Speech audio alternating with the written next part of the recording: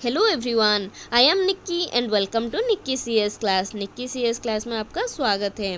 आज के इस वीडियो में हम देखने जा रहे हैं आईसीटी का पार्ट 6 एंड यहाँ पर आज हम देखेंगे जो हमारा ईमेल का हमने लास्ट वीडियो बनाया था उसका नेक्स्ट पोर्शन। ठीक है, एंड यहाँ पर आज हम मेल को पूरा कंप्लीट कर लेंगे।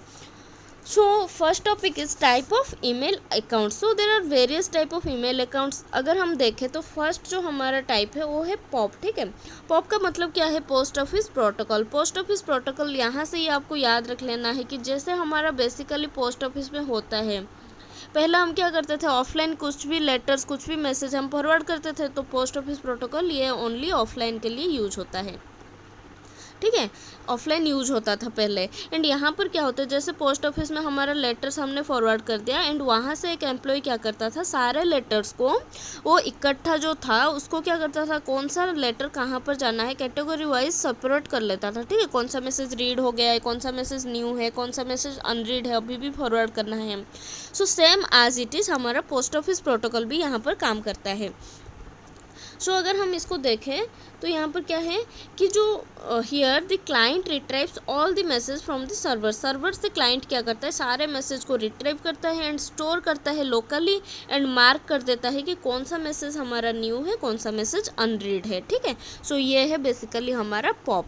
देन अगर हम यहाँ पर देखें तो ये है आई मैप। ठीक है, आई मैप का मतलब क्या है, internet message access protocol. And इसमें क्या यूज होता था, ये यूजर को दोनों मोड प्रोवाइड करता था, ऑनलाइन एंड ऑफलाइन में, मेल को स्टोर करने में, रिट्रीव करने में एंड फॉरवर्ड करने में। ठीक है, एंड नेक्स्ट टाइप हमारा अकाउंट जो है वो है ईमेल फॉरवर्डर। अगर इसमें आपका अकाउंट है तो आप इसमें क्या कर सकते हो, किसी मैसेज को फॉरवर्ड कर सकते हो, जो भी इनकमिंग आपका मेल है किसी दूसरे मेल आईडी को। ठीक है, एंड ईमेल लिस्ट क्या है, ए ईमेलिंग लिस्ट, इसमें क्या होता है, a mailing list consist of the its subscribers और मेंबर्स। पहले जब व्हाट्सअप फेसबुक या फिर कुछ ये नहीं था 1990s में, ठीक है, उस टाइम पे क्या होता था, अगर आपको किसी मैसेज को ब्रॉडकास्ट करना है तो आपके पास एक मेलिंग लिस्ट वाला अकाउंट होना चाहिए जिसमें कि आप लिस्ट ऑफ मेंबर्स को उसमें रख सकते हो एंड किसी भी आपको मैसेज को अगर फॉरवर्ड करना है तो डायरेक्ट आप उसी लिस्ट में ब्रॉडकास्ट कर दोगे। ठीक है, तो सारे वो मैसेज जो है सारे मेंबर्स के पास, सारे सब्सक्राइबर्स के पास एक साथ ही चला जाएगा। ठीक है, ट्रांसफ़र हो जाएगा। तो ये होता था मेलिंग लिस्ट में। Email send to a mailing list account will be distributed to all the subscriber of the mailing list. ठीक है, यहाँ पर ऐसे काम होता था। देन अगर हम नेक्स्ट देखें इसमें,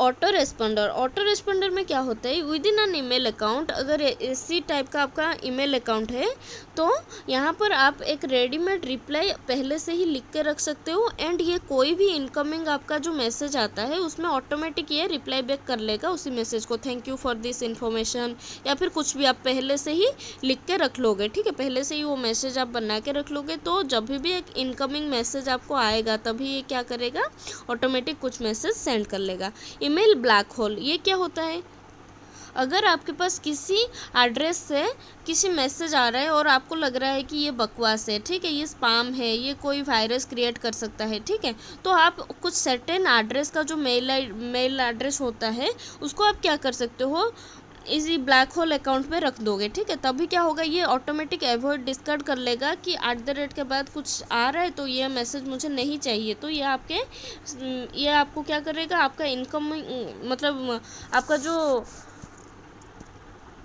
इनबॉक्स में ये ट्रांसफ़र ना करके ये एक स्पैम मैसेज में ये सर्टेन एड्रेस वाला मैसेज को फॉरवर्ड कर देगा। ठीक है, ये होता है ईमेल ब्लैक होल। देन आता है ईमेल बाउंसर। ईमेल बाउंसर क्या होता है, इसमें क्या होता है, अगर कोई सेंडर आप मतलब किसी को आप मैसेज भेजते हो तो यहाँ पर क्या होता है, आप ऑटोमेटिकली कुछ फेक बाउंस मैसेज को सेंड कर सकते हो उसी सेंडर को, आपको अगर नहीं चाहिए तो। ठीक है, ये होता है ईमेल बाउंसर। ये बहुत सारे वेराइटी का हमारा क्या हो गया जो इम्पोर्टेंट है मेल अकाउंट्स। ठीक है, अगर नेक्स्ट हम इस पर देखें तो स्ट्रक्चर फॉर ईमेल, ये बहुत ही इंपॉर्टेंट है एंड यूजीसी नेट में 2-3 टाइम्स इसका क्वेश्चन आ चुका है।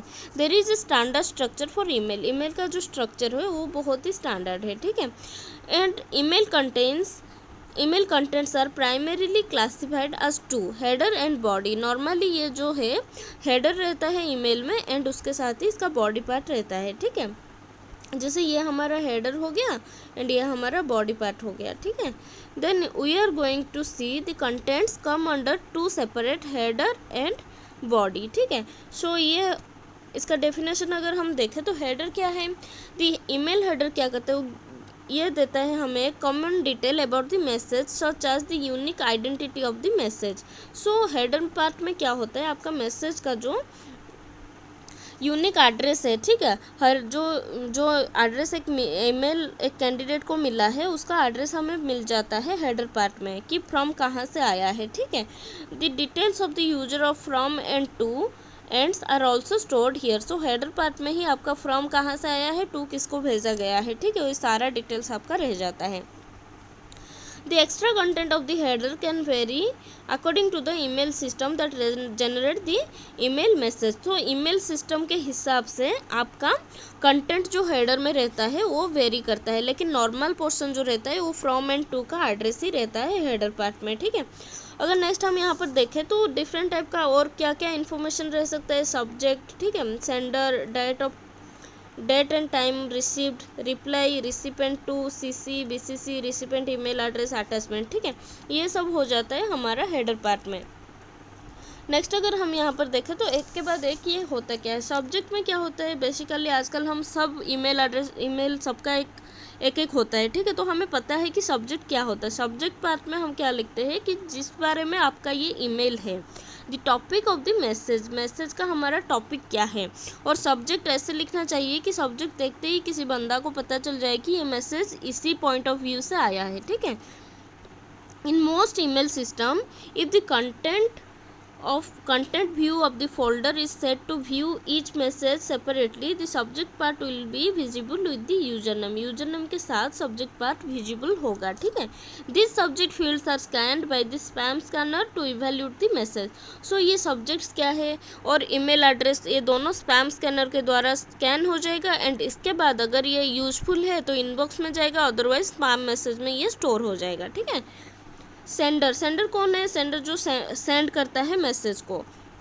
The field describe the form database, from कहाँ से आया है, सो ये डाटाबेस को ये फिल करता है, ठीक है। This will specify the sender's email address, usually it will be the reply to address.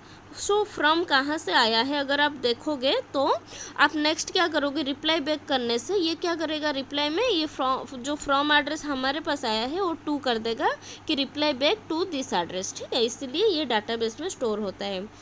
Date and time क्या है, जिस दिन आपका मैसेज रिसीव हुआ है, this is the date and time of the message received, so इसलिए use होता है। देन रिप्लाई टू फील्ड क्या करता है, डिस्क्राइब करता है the email address that will become the recipient of the reply to the particular email. देखो ये फ्रॉम मैसेज आया है ए से, ए का एड्रेस हमें मिल जाएगा यहाँ पर जो कि बी है, ए सेंड कर रहा है बी को, सो ए का जो फ्रॉम एड्रेस है ये बी के पास रह जाएगा, बी को मिलेगा कि from A you are getting some email. जब भी बी रिप्लाई बैक करेगा यहाँ पर बी का टू एड्रेस में क्या रह जाएगा, ए का फ्रॉम एड्रेस रह जाएगा, ठीक है। ये ऐसे होता है नॉर्मली, रिप्लाई टू ऐसे काम करता है कि ये रिसिपेंट का थोड़ा यूज होता है जब भी आप पर्टिकुलर मेल को आप रिसीव करते हो एंड रिप्लाई बैक करते हो, ठीक है। देन रिसिपेंट क्या है, this is the first and last name of the email recipient as configured by the sender।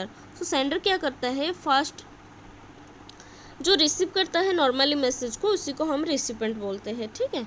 अगर नेक्स्ट हम यहाँ पर देखें तो सीसी क्या है, कार्बन कॉपी है। देखो अभी हम यहाँ पर टू किसी को भेज रहे हैं ए को, ठीक है, ए को कुछ मैसेज हम फॉरवर्ड कर रहे हैं एंड यहाँ पर हम क्या कर रहे हैं, सीसी में रख दे रहे हैं बी को, ठीक है। तो ए से मतलब मैं सेंड कर रही हूँ ए को, ठीक है, तो मैं किसी भी मैसेज को किसी पे भी सेंड करूँ, कार्बन कॉपी, सीसी का मतलब क्या होता है, कार्बन कॉपी में बी जो है ये सारा मैसेज मेरा चेक कर सकता है कि ये अकाउंट में ए को, डी को, ई को, सारे को मैंने मैसेज भेजा है, ठीक है। ये हर एक कॉपी जो भी मैं मैसेज भेजूंगी इसी का एक कॉपी बी के पास रह जाएगा, तो ये चेक कर पाएगा कि ये मैसेज कहाँ कहाँ पर ट्रांसफ़र हुआ है। So put the email address CC here if you are sending a copy of their information and you want everyone to explicitly see it. so CC में ये होता है एंड BCC में क्या होता है, ब्लाइंड कार्बन कॉपी। देखो CC में अगर मैंने B का एड्रेस रख लिया ना तो मैं जिसको भी भेजूँ ABCD वगैरह वगैरह किसी को भी भेजूँ, ठीक है,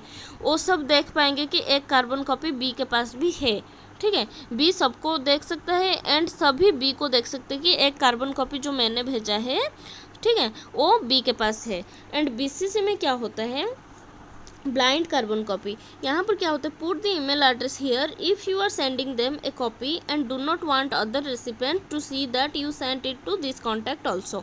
यहाँ पर क्या होता है, देखो मैं हूँ A, ठीक है, मैं सेंड कर रही हूँ कुछ मैसेजेस एंड मैंने यहाँ पर CC पे क्या किया, एक सेकेंड, मैंने यहाँ पर CC पे क्या किया, B को रख लिया, ठीक है। सो मैं जिसको भी मैं सेंड कर रही हूँ अभी D को, E को, F को, जिसको भी मैं सेंड कर रही हूँ B के पास भी एक कार्बन कॉपी उसका जाएगा एंड सबको पता चलेगा कि हाँ एक कार्बन कॉपी B के पास जा रहा है एंड B भी देख पाएगा कि ये मैसेज कहाँ कहाँ पर ट्रांसफ़र हो रहा है, ठीक है। ये हो गया नॉर्मल CC। अगर मैं यहाँ पर BCC का बताऊँ, अगर आप किसी को BCC में रख रहे हो ब्लाइंड कार्बन कॉपी में, तो यहाँ पर क्या हो रहा है, BCC देख पाएगा सारे काम, सारे यहाँ पर क्या क्या हो रहा है, कौन कौन मैसेज फॉरवर्ड कर रहा है, किसके पास कॉपी जा रहा है, सारा कुछ। बट BCC में अगर हम कुछ मैसेज भेजें और BCC में रखें उसको, तो दूसरा कोई BCC को नहीं देख पाएगा। तो BCC नॉर्मली एक सीक्रेट है, ठीक है, जो कि सबको देख पा रहा है लेकिन कोई उसको नहीं देख पा रहे, नॉर्मली ऐसे होता है, ठीक है। सो रिसिपेंट ईमेल एड्रेस क्या है, the email address of the recipient is specified here. So कहाँ पर ये मैसेज रिसीव हुआ है वो मैसेज, उसका ईमेल एड्रेस यहाँ पर स्टोर होता है। एंड अटैचमेंट्स क्या है, अटैचमेंट्स में आप क्या कर सकते हो, कुछ भी मल्टीमीडिया आप सेंड कर सकते हो, जैसे कि टेक्स्ट हो गया, इमेज हो गया, ऑडियो हो गया, वीडियो हो गया, एट्सेट्रा आप सेंड कर सकते हो यहाँ पर, ठीक है। सो एंड बॉडी पार्ट क्या होता है, the actual content is stored here. जो भी आप बताना चाहते हो मैसेज में लिख के, वो वाला यहाँ पर बॉडी में स्टोर होता है। This will be in the format of text. Body part हमेशा क्या होता है, टेक्स्ट पे रहता है। This field could also include signatures and text generated automatically by the sender's email address. Email system, as we mentioned earlier, the content of the email can be varied according to the different mail system used by each user, ठीक है। सो पहले header रहता है, then body रहता है email part का। And header में हमने देख लिया कि हेडर में आपका टू रहता है, फ्रॉम रहता है, टू रहता है, CC BCC ये सब रहता है। अटैचमेंट क्या है, बॉडी क्या है, ठीक है, सारा चीज़ हम यहाँ पर देख लिए। So thank you so much